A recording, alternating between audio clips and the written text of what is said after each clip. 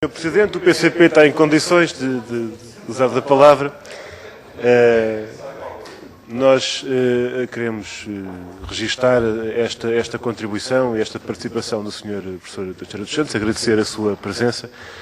No início desta reunião, nós, aliás, não só o PCP, outras bancadas, estávamos com outras exigências em termos de ação parlamentar e por isso não pudemos acompanhar, mas fomos procurando acompanhar esta reunião e, aliás, registramos que ao início da reunião o Sr. Professor disse que certos contratos e certos processos de parcerias público-privadas não avançaram em larga medida por intervenção e por interposição, digamos assim, do então Ministro das Finanças, Vossa Excelência.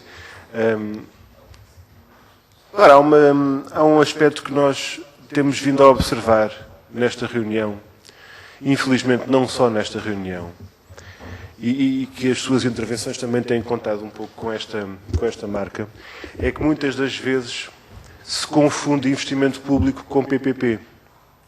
Ou seja, o Sr. Professor há pouco falou da necessidade de estímulos à economia, da necessidade de promover o investimento, na necessidade de contribuir para o dinamismo e a dinamização da atividade económica e, por isso, a aposta em projetos estruturantes, a aposta em investimento para criar infraestruturas, até para a tal competitividade e a melhor capacidade de resposta da economia portuguesa.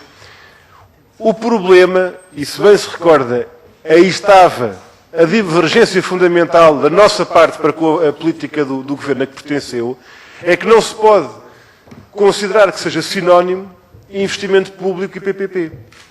Investimento e PPP.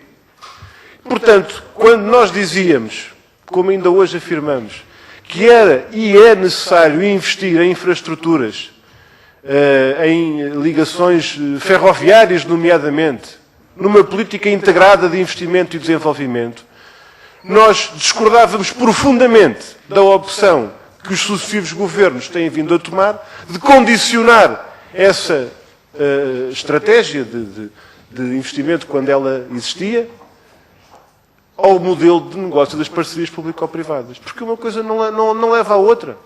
E eu pergunto, para além desta comparação que fez entre projetos e empreendimentos em modelo de empreitada que citou, e as PPPs, a questão que eu lhe coloco tem a ver com o tal benchmarking e com os termos comparáveis, ou, digamos assim, com a comparabilidade dos termos. Porque não é muito, eu direi, tecnicamente correto e politicamente não é a coisa mais séria, comparar processos de parcerias público-privadas em que não há derrapagem nenhuma, mas há muitos processos de reequilíbrio financeiro, com situações de modelos de empreitada em que as famosas derrapagens resultam ou por alteração de circunstâncias, inclusive até do ponto de vista físico, climatérico, acidentes que acontecem, ou essencialmente de opção política, como foi o caso do aeroporto do Porto, em que se a ANA Aeroportos se comportasse como os concessionários das PPPs, nunca estaríamos a falar em derrapagens, mas sim em alteração de circunstâncias por opção do contratante, do Estado concedente. E aí não havia derrapagem nenhuma. Como não haveria no CCB. Como não havia no túnel do Refil. Havia acordos de reequilíbrio financeiro, como na Lusoponte, que estavam em 9, salvo erro. E, portanto, a comparação entre as más empreitadas, com as suas derrapagens, e as boas PPPs, que só são boas porque a gente apaga dali as alterações de circunstâncias que depois fazem com que o Estado pague centenas de milhões, muitas vezes, em relação às concessionárias privadas, é uma comparação que não é muito viável, digamos assim. E eu queria ouvir a sua resposta relativamente a esta objeção muito franca que eu lhe queria colocar, que vale para a questão das empreitadas e dos modelos de construção ferroviária ou para as infraestruturas aeroportuárias, como vale para outras obras. e posso-lhe dizer, não tinha a tutela setorial desta área, nomeadamente na ferrovia, mas posso-lhe dizer que a ferrovia, por incidência da empresa Refer, a empresa pública da infraestrutura ferroviária, tinha todas as condições de fazer um bom trabalho, cumprindo os prazos e cumprindo os orçamentos, como aconteceu na linha do Sul, que em 2004 estava pronta, na ligação ao Algarve, cumprindo os prazos, cumprindo os orçamentos, sem derrapagem nenhuma. Foi a Refer que fez isto, foram os seus técnicos. Foi o setor público. Não era preciso entregar a privado nenhum, como não foi. E a pergunta que eu lhe faço é, se a Refer foi boa para fazer a linha do Sul, porquê é que não havia de ser boa para fazer o resto? Faça-me entender, Sr. Professor. Muito obrigado. Sobre os hospitais em PPPs, tinha que haver uma outra comissão de inquérito, mas eu registro, deu a título de exemplo, exatamente, mas o PCP tanto tem falado e denunciado sobre o que se tem passado com o Hospital de Braga que isso dava, só por aí dava outra PPP, outra comissão de inquérito. Eu queria colocar-lhe uma questão sobre o caráter imprevisível dos cenários a 30 anos. Isto é, do ponto de vista económico, dos cenários quer macroeconómicos, quer do desempenho económico de um projeto, quer depois da tradução concreta em fluxos financeiros, o que vai acontecer daqui a 20 anos, nenhum de nós aqui pode imaginar, em relação às PPPs.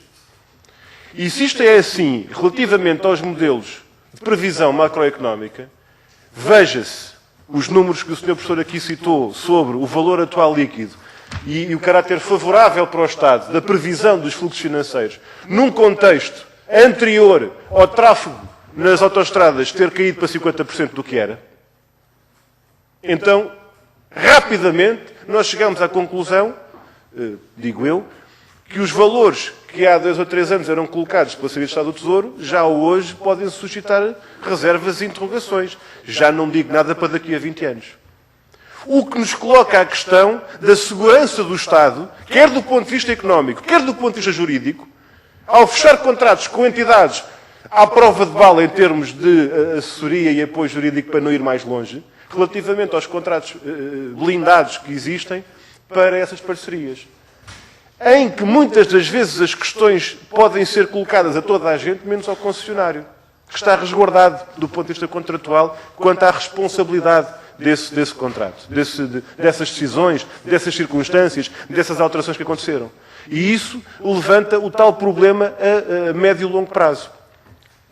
E em relação à questão do médio e longo prazo, eu queria colocar-lhe aqui uma objeção também sobre a afirmação que fez há pouco, sobre a questão intergeracional das PPPs versus a falta de solidariedade dos contratos para empreitada que o Estado paga e que os nossos netos cá estarão a usufruir das obras sem que paguem o que quer que seja.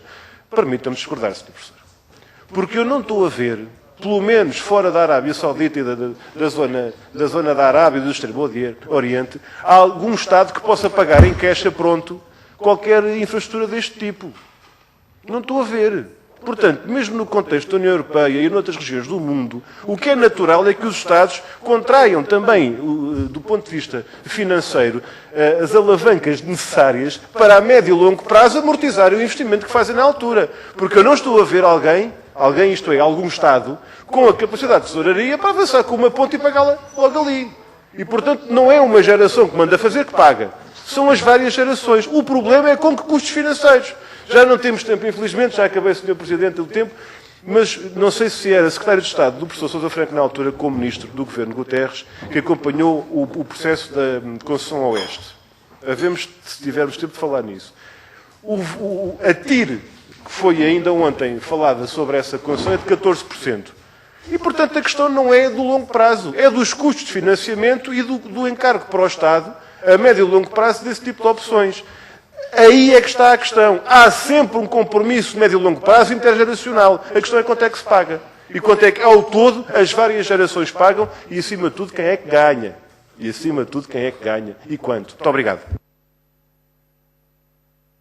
Sr. Presidente, Professor Teixeira dos Santos, talvez uma das razões para esta confusão aqui, relativamente às razões, relativamente ao que está na base da diferença em termos de modelo de financiamento e de base de financiamento para estes dois troços, é que o troço por Serão-Caia tinha uma componente de financiamento público bem mais pesada e, em termos de empréstimo BEI, Banco Europeu de Investimentos, bem mais pesada, e a banca comercial tinha uma participação muito menor nessa parte de Serão-Caia do que na parte de Lisboa-Poceirão.